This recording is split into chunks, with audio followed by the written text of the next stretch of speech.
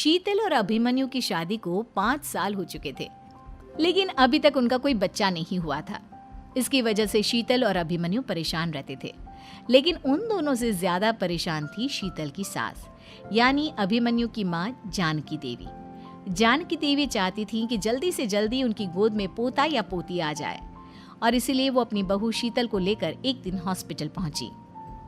Doctor madam, जरा ठीक से चेक करके बताइए ना। कई बड़े बड़े डॉक्टर को दिखाया है, लेकिन मेरी बहू माँ ही नहीं बन पाती। मैंने शीतल को बहुत अच्छे से चेकअप किया है। देखिए, बात यह है कि शीतल के अंदर माँ बनने की कैपेसिटी नहीं है। ये आप क्या कह रही हैं डॉक्टर साहब? कोई तो इलाज होगा ना, कोई दवाई दे दीजिए। देखिए, कुछ प्रॉब्लम ऐसी होती है जिनका कोई ट्रीटमेंट नहीं होता। आई एम सॉरी टू से, लेकिन शीतल कभी माँ नहीं बन सकती, क्योंकि उसके यूट्रस में अंदर से ही कुछ प्रॉब्लम है। घर आने के बाद क्या हुआ माँ? कहाँ लेकर गई थी आप शीतल को?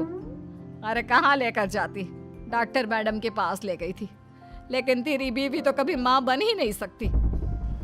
मम्मी जी, इसमें मेरी क्या गलती? अगर अंदर से कोई प्रॉब्लम है तो उसमें मैं भी कुछ नहीं कर सकती। जानती हूँ, ये बात डॉक्टर के मुंह से सुन चुकी हूँ। अब दोबारा मेरे सामने इस बात का गाना मत गा। अरे माँ, परेशान होने की जरूरत नहीं है, हम सोचते हैं ना कुछ। अरे क्या सोचेगा तू? जब डॉक्टर कह चुका है कि तेरी बीवी माँ नहीं बन सकती, तो बता क्या सोचेगा तू? कहाँ से लाएगा बच्चा? माँ, ये तो मैं भी नहीं जानता। अभिमन्यु, क्यों ना हम अनाथ आश्रम से एक बच्चा गोद ले आएं? क्या फर्क पड़ता है बच्चा हमारा हो या गोद लिया हुआ? आई बड़ी बातें बनाने वाली। क्या फर्क पड़ता है? अरे क्यों फर्क नहीं पड़ता?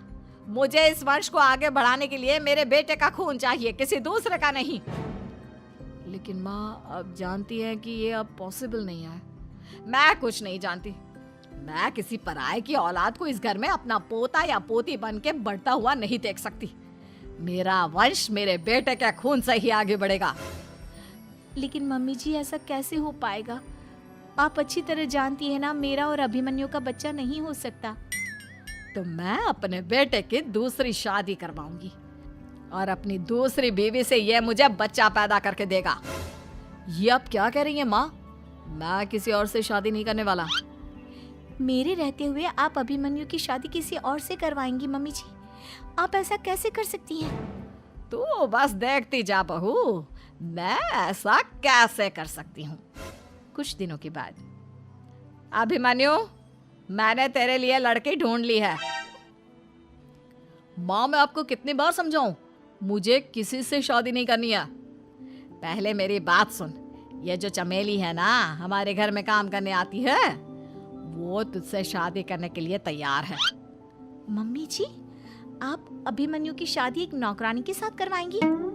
वो इसलिए क्योंकि चमेली दिखने में बहुत खूबसूरत है, बच्चा भी सुंदर ही होगा। मम्मी जी, लेकिन एक बच्चे के लिए अपने बेटे की शादी नौकरानी के साथ करवाना, क्या ये सही है? अगर अभिमन्यु ने शादी नहीं की ना, तो मैं अपनी जान दे दूंगी। अब देख लो, अगर तुम्हें अपनी माँ की जान प्यारी है तो तुम्हें इस नौकरानी के साथ शादी करनी ही होगी।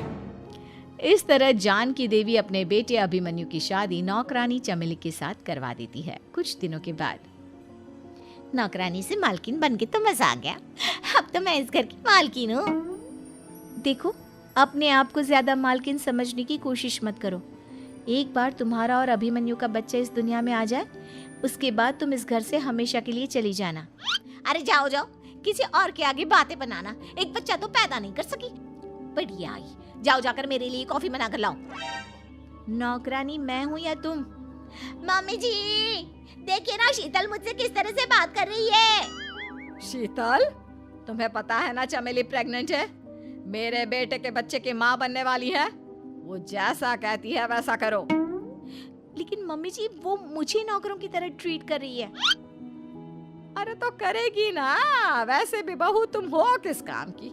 एक बच्चा तो पैदा नहीं कर सकती। जाओ अब घर के सारे काम करो और चमेली को आराम करने दो। थैंक यू मम्मी जी, भगवान आपका भला करे। आप नहीं होती तो मैं नौकरानी से महारानी कैसे बनती? देखो, तुम्हें जो चाहिए सब मिलेगा। खूब खाओ पियो, मजे की जिंदगी जियो। लेकिन बस मुझे एक बच्चा पैदा करके दे दो। कुछ दिनों के बाद, मम्मी, बच्चे के लिए आपने मेरी शादी चमेली के साथ करवा तो दी, लेकिन दिन और रात का चैन मिट गया है। सारा दिन शीतल और चमेली की बहस चलती रहती है। अब शीतल को इस घर में रखने से क्या होगा? मैं तो कहती हूँ उसे घर से निकाल दो, है भी किस काम की। मैं ऐसा नहीं कर सकता माँ, वो मेरी पत्नी है, उससे बहुत प्यार करता हूँ मैं। तुम्हारी पत्नी चमेली है, चमेली, उससे प्यार करो। अरे तुम्हारे बच्चे को जन्म देने वाली है वो। अभिमन्यु, मैं खुद ही इस घर से चली जाती हूँ। वैसे भी अपने ही घर में नौकरों की तरह रहकर परेशान हो चुकी हूँ। घर की नौकरानी मेरे ऊपर हुक्म चलाती है, वो तुम्हारी पत्नी बन चुकी है। अब मेरा इस घर में क्या काम? अभिमन्यु के बार बार रोकने पर भी शीतल उस घर से चली जाती है। कुछ दिनों के बाद चमेली एक बच्चे को जन्म देती है। भगवान ने मेरी सुन ली, मेरे बेटे का घर भर गया, उसका अपना बच्चा इस दुनिया में आ गया। मम्मी जी, बच्चे को हाथ लगाने से पहले मेरी एक शर्त तो सुन लो। तुम कहना क्या चाहती हो चमेली? आपकी मम्मी को बहुत शौक था ना अपने पोते को खिलाने का। अब देखो, इस दुनिया में हर चीज की कोई ना कोई कीमत तो होती है। तुम अपनी आधी प्रॉपर्टी मेरे नाम कर दो, बच्चा तुम्हारे नाम। अरे लेकिन मैंने अपने बेटे से तुम्हारी शादी करवाई है, अब ये सौदेबाजी कहाँ से आ गई? जो औरत अपनी बहू को घर से निकाल कर एक नौकरानी के साथ अपने बेटे की शादी करवा दे, वो तो सौदेबाजी कर ही सकती है ना। उसका कैसे भरोसा कर सकते हैं? मुझे बस आप लोगों की प्रॉपर्टी चाहिए, उसके बाद ही बच्चे को आप हाथ लगा सकते हैं। मैंने कहा था ना मम्मी, आप गलत कर रही हैं। देखिए, उसका नतीजा आपके सामने है। जब शीतल को पता चलता है कि अभिमन्यु और चमेली का बच्चा दुनिया में आ गया है, तो वो अपने घर पहुंचती है। अभिमन्यु, कहाँ है आपका बच्चा? क्या मैं उसे देख सकती हूँ? कुछ भी मत पूछो शीतल, माँ की हुई एक गलती हम लोगों पर भारी पड़ रही है। वो नौकरानी अपनी औकात पर आ गई है और अब हमसे अपनी आधी प्रॉपर्टी मांग रही है, वो भी बच्चे के बदले में। एक बात कहूँ अभिमन्यु, आप उससे कुछ भी देने से मना कर दो। अरे कैसी बात कर रही हो? मेरे बेटे की औलाद है उसके पास, ऐसे कैसे मना कर दे? मम्मी जी, वो अभिमन्यु का बच्चा नहीं है, वो चमेली और उसके बॉयफ्रेंड का बच्चा है। ये तुम क्या कह रही हो शीतल? ये देखिए वीडियो। चमेली और उसका बॉयफ्रेंड आपस में बातें कर रहे हैं कि उन दोनों ने मिलकर आपको बेवकूफ़ बनाया है और अब इस बच्चे के बदले आपसे प्रॉपर्टी भी हड़प लेंगे। हे भगवान, ये मुझसे क्या हो गया? ना तो बच्चा मिला और अपने बेटे की नौकरानी के साथ शादी करवा दी सो अलग। अब क्या होगा? मुझे माफ़ कर दो शीतल, मेरी वजह से तुम्हें बहुत तकलीफ हुई है। अभिमन्यु, मैंने कहा ना, उस नौकरानी को उसके बच्चे सहित इस घर से बाहर निकाल दो। लगता है मेरे अभिमन्यु का बाप बनने का सपना अधूरा ही रह जाएगा। अभिमन्यु, अपनी मम्मी से कहो कि परेशान ना हो। आपको याद है एक बार हम एक IVF सेंटर गए थे, मैंने फिर से वहाँ जाकर बात की थी और आपको पता है इस बार मैं प्रेग्नेंट हूँ, क्योंकि हमने वहाँ पर प्रोसीजर करवाया था जिसकी वजह से मैं प्रेग्नेंट हो गई थी और इस बात का पता मुझे बस कुछ महीने पहले ही लगा है। हमारा बच्चा इस दुनिया में आने वाला है अभिमन्यु।